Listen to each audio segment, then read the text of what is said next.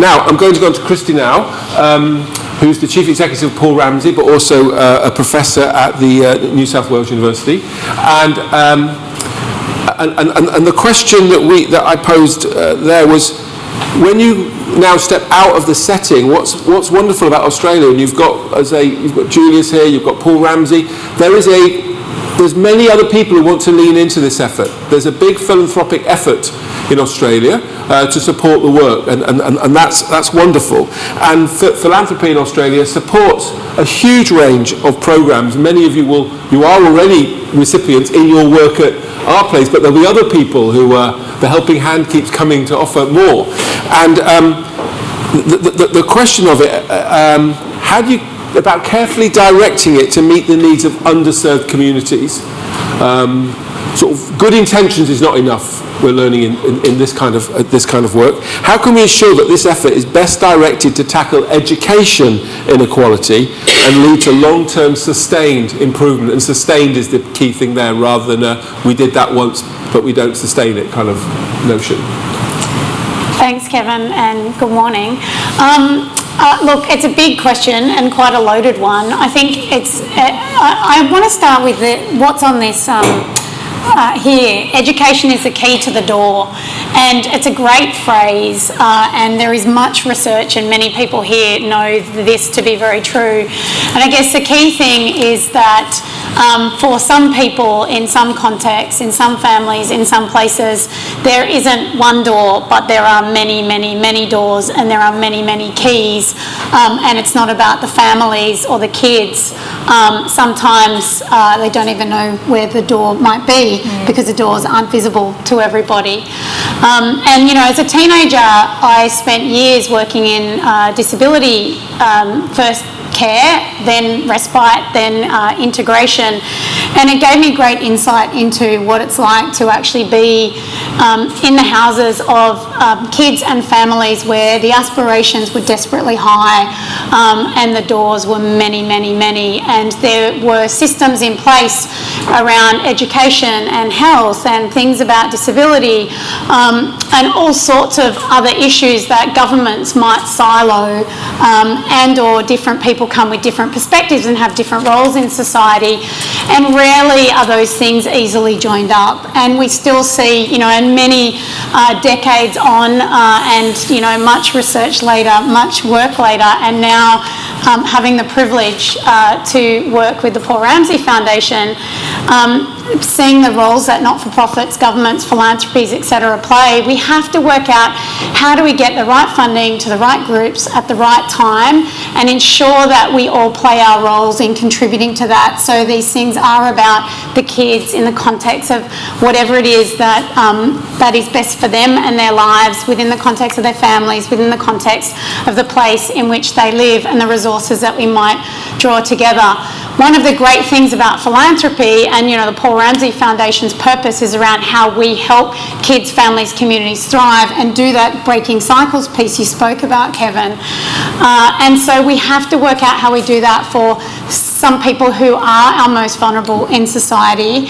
And actually, sometimes when we look at interventions and supports, it is almost easier, and we have great evidence and efficacy of how you get the best for the biggest number, but sometimes that leaves behind those who might need the most support, and it can be expensive and it can be slow, and we need to think carefully about the time that it takes, the patience that it takes, who needs to come together to do it, and we need to think about what role, you know, the Victorian education system, we heard the great piece from Jenny and others around the country, and then federally we're starting to invest, but we need to think about there are holes in those funding models and there are things that other people won't pay for. The incredible thing about our place is that what it's doing is starting to close some of those gaps between what we know from a research perspective as there are issues and levers and drivers that we need to change both inside the school gates and outside the school gates. And we've got to stop focusing on those as individual things and say, how do we start combining this? Because if I'm a kid and a family, actually my life is quite different around how I navigate that. It's not, I don't think in silos of systems. So I think the great role of philanthropy is we can be innovative, we can take more risk around what we invest in, we can fund where some of those holes might be, and we can think about kids in the context of families and communities and say, how do we partner with governments, with not-for-profits, with communities, with families, with kids, to get a different kind of outcome. That's great, thank you very much. On that piece around those partnerships, I'd be interested in your insights on, many colleagues in the room may be worried that what some of this work means is you go to more meetings and meet more people. and as if that automatically, and I don't see any correlation in the evidence that more meetings equals better outcomes, by the way. Are there any insights into the way that you structure relationships and almost disrupt them, actually, which is what philanthropy can do, to be more effective and get more change rather than more talking? Yeah, I mean, it's really interesting. I mean, I've spent many years doing research on collaboration, and then also being part of different collaborations. And yes, me too, I've been there where you turn up and you have a meeting for the sake of a meeting and you're like, what's going on here? And interestingly, with my kind of teaching hat, I have this matrix where you kind of go, what's the potential impact of this collaboration? And then what's the care factor? And if you start to map all those people, if you're working in the bottom left corner where there's little care factor and little impact, don't go to the meeting. It's probably not the best use of your time. The other thing we know from a funding perspective with collaborations is we know that this stuff is hard. It's slow. When I was with the Centre for Social Impact, we developed a collaborative health assessment tool, and that's all about, we know collaborations aren't easy and they're not always going to work perfectly, and so the health might go like this, and that's okay, but how do we be clear on we're coming together with things around a shared purpose is critical. We're coming together around principles. We're leaving our egos and logos at the door because this is about the kids and the families. You know, there are things that we know actually will help collaborations thrive and be more likely to be successful, and we should be okay with bumps in the road because this stuff is really difficult. And the other thing we know, which is really important from a philanthropic perspective, is that we have to pay for people to show up, because actually, you know, I can be here in my role, and I'm lucky enough to be here in my role, and thanks, Michael, you'll fund me and pay me for my time while I'm here to be here. But actually, if you're working for a tiny not-for-profit and you're an FTE of 2 or 3, how do you make the decision around this is the best thing you could go to, and what are the opportunity costs of you turning up? We know that that's time and money, and we have to value people's time and money and their contributions.